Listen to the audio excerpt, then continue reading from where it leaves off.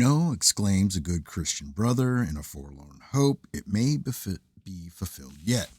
But if he will examine the language of the prophecy, he will find he is entirely cut off from this saving clause. The prophet says, "Her time is near to come, and her days shall not be prolonged." Isaiah 13:22. Thus it is evident the prophecy was to be fulfilled in that age and generation.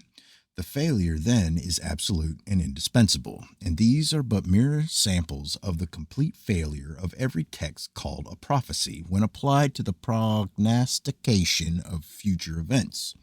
Numerous texts can be found in the prophets auguring evil for Egypt, which have made no approximation towards fulfillment. Ezekiel prophesied the fall of Egypt, the desolation of Egypt, the destruction of Egypt, etc., not one of which calamities has ever been realized in her experience. Prophecies respecting the restoration of the lost tribes and the perpetuity of the Israelitish throne are complete failures.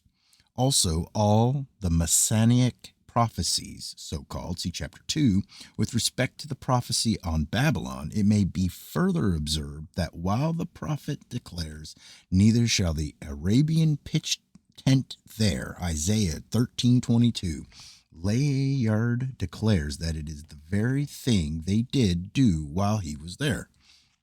He says that he saw a number of Arabian tents pitched on the ground, thus proving a failure of the prophecy all round in every particular.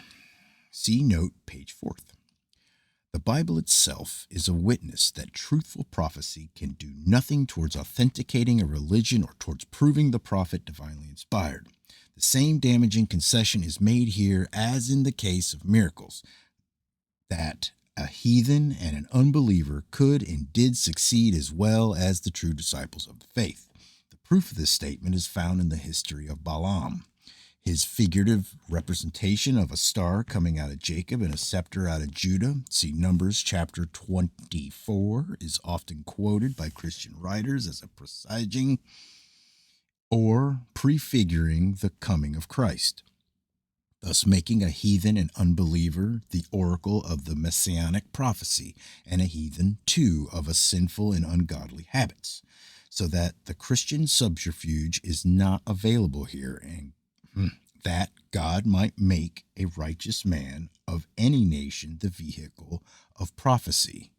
For we have the express declaration of the Bible itself that he was not a righteous man, but the very reverse. Peter tells us he loved the wages of unrighteousness. At the very time this prophecy, so called, was uttered, see 2 Peter 2:13, which prostrates forever the Christian plea that he might have possessed the true spirit of prophecy by virtue of being a righteous man, and drives us to the admission that an unconverted savage and ungodly heathen unbeliever could make true prophecy.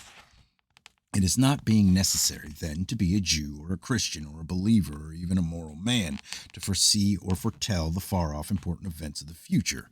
The argument falls forever to the ground that the fulfillment of the Jewish prophecies, if admitted to have been fulfilled, could do anything towards proving the truth or divine acceptance of the religion of the Bible, or its superiority over any heathen or oriental religion then or subsequently known to history, as they all present the same evidence of being endowed with the true spirit of prophecy. All argument for Christianity based on the prophecies or the gift of prophecy is then forever at an end, as it has been shown that the power to foretell future events is not restricted by the Bible itself to any nation, to any religion, to any faith, to any belief, or to any moral or religious qualification. What then is prophecy worth, or what does it prove? Another case, and one similar to that of Balaam in its essential points, is found in the New Testament. Caiaphas, though not claiming to be any part of a believer, utters a prophecy in the interest of the Christian religion, for which the Bible itself gives him full credit as a prophet. Here, then, is another case of a heathen stealing the Christian's thunder, and another proof that the spirit of the true prophecy has never been confined to any nation or any religion, and hence, according to the teachings of the Bible itself, does nothing at all towards establishing the exalted claims of Christianity or towards proving its superiority over the other systems of religion. See? All right. 3. Moral precepts, the third pillar of the Christian faith. It is declared in view of many wise precepts which issued from the mouth of Jesus Christ that he spake as never a man spake. John 7:46. If this were true, then gods must have been very numerous prior to the Christian era. For there is not one of the moral maxims or preceptive commands which he gave utterance to that cannot be found literally or substantially in the older Bibles of older nations, or the writings of the Greek philosophers and the religious dissertations of heathen moralists, who gave out moral and religious lessons for the instruction of the world long prior to the birth of Christ. Even the Golden Rule, which Christian writers, ignorant of Oriental history, have erroneously ascribed to Jesus Christ and lauded him as being the author of, is found variously expressed in the writings of several heathen and Oriental nations. We find it in the Chinese Bible, at least 500 years older than ours. Maybe that's 500. Might be a mistype. We find it in the Chinese Bible, at least 500 years older than ours, almost word for word as Jesus uttered it. We will here present it as expressed by different writers. 1. Golden Rule by Confucius, 500 BC. Do unto another what you would have him do unto you, and do not to another what you would not have him undo to you. Thou needest this law alone. It is the foundation of all the rest. 2. Golden Rule by Aristotle, 385 BC. We should conduct ourselves towards others as we would have them act towards us. 3. Golden Rule by Pittacus, 650 BC. Do not to your neighbor what you would take ill from him. 4. Golden Rule by Thales, 464 BC. Avoid doing what you would blame others for doing. 5. Golden Rule by Isocrates, 338 BC. And act towards others as you desire them to act towards you. 6. Golden Rule by Aristippus, 365 BC. Cherish reciprocal benevolence, which will make you as anxious for another's welfare as your own. 7. Golden Rule by Sextus, a Pythagorean, 406 BC.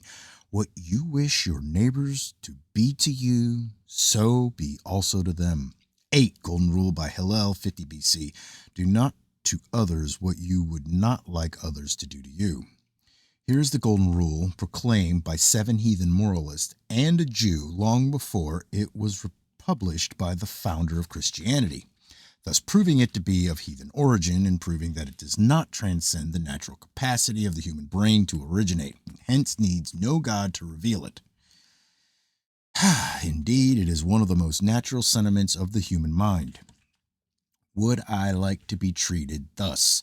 Is the first thought which naturally arises in the mind of a person when maltreating a neighbor, thus showing that the Golden Rule is a spontaneous utterance of the moral feelings of the human mind. Love and kind treatment of enemies. This is a tough one.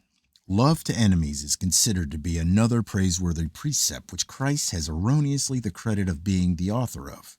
We have heard the declaration made in the Christian pulpit that Jesus Christ was the first moral teacher who inculcated love to enemies, a most transcendent error, as the following historical citations will show.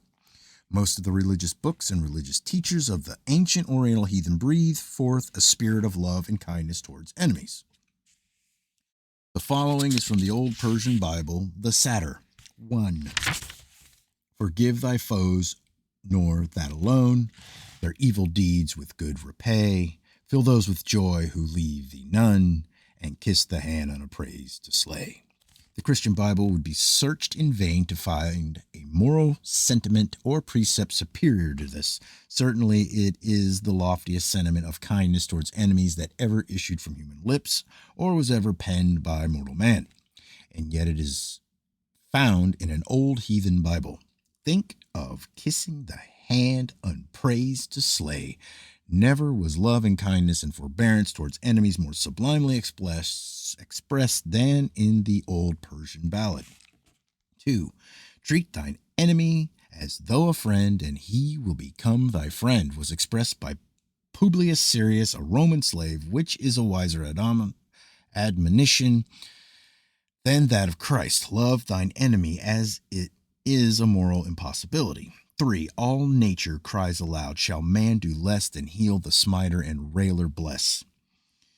4. Bridle thine anger and forgive thine enemy. Give unto him who takes from thee. Quran, Mohammedan Bible. 5. Let no man be offended with those who are angry with him, but repay gently to those who curse him. Code of Menu. 6. Let him endure injuries and despise no one.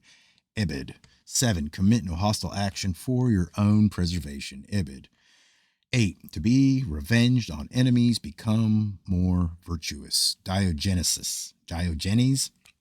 9. To strike a man or vex him with words is a sin. Zenavesta, Persian Bible. 10. Even the intention to strike is a sin. Ibid. 11. Desire not the death of thine enemy. Confucius. 12. Acknowledge the benefits but never revenge injuries. Ibid. 13. We may dislike an enemy without desiring revenge. Ibid. 14. Pardon the offenses of others, but never your own. Publius Syrus. 15. The noble spirit cures injustice by forgiving it. Ibid. 16. It is much better to be injured than to kill a man. Pythagoras. 17. You can accomplish by kindness what you cannot by force. Publius Syrus. 18. Better overlook an injury than avenge it. Publius Syrus. 19. It is enough to think ill of an enemy without avenging it. Publius Syrus. 20. It is a knightly spirit to return good deeds for evil ones. Ibid. 21. Learn for yon orient shell to love thy foe, and store with pearls the hand that brings thee woe. Flee like yon rock from base vindictive pride, and blaze with gems the wrist that rends thy side. Hafiz. 22. To revenge yourself of an enemy, make him your friend. Pythagoras. 23. It is not permitted to a man who has received an injury to revenge it by doing another. Socrates in his Citru. 24. Seek him who turns thee out and pardon him who injures thee. Quran. 25. Return not evil for evil. Socrates. 26. Endure all things if you would serve God. Sextus. 27. Desire to be able to benefit your enemies. Ibid. 28. Receive an injury rather than do one. Publius Syrus. 29. Be at war with men's vices, but at peace with their persons. Ibid. 30. Cultivate friendship for an enemy. Pittacus. 31. Be kind to your friends, and they may continue so, and to your enemies, that they may become so. Ibid. 32. Prevent injuries if possible. If not, do not revenge them. Ibid. 33. An enemy should not be hated, but cured. Seneca. 34. To act unkindly towards an enemy will increase his hate. Antonius. 35. Be to everybody kind and friendly. Ibid. 36. Speak evil to no one, not even your enemies. Pittacus. Thus it will be observed that love and kindness towards all mankind, both friends and enemies, is not confined to the teaching of Christ or to the Christian religion, as many have erroneously supposed, but is unquestionably a natural sentiment of the moral instinct of moral impulses of the human mind, and hence is no proof that their teacher is either a god or divinely inspired. And we have in our possession nearly 800 more precepts, volume 2, from the pens or mouths of the ancient heathen, enjoining just and kind treatment of women, and setting forth nearly all the duties of life, and teaching the immorality of the soul, etc. And these precepts breathe the same lofty moral sentiment and moral feeling as those quoted above. How ignorant and how conceited must the Christian professor who supposes all goodness is confined to Christianity, or that it even possesses any great superiority over other religious systems, and how completely the three foregoing parts of this chapter, miracles, prophecies, and precepts, prostrate the divine claims of Christianity and leave not an inch of ground for them to rest upon.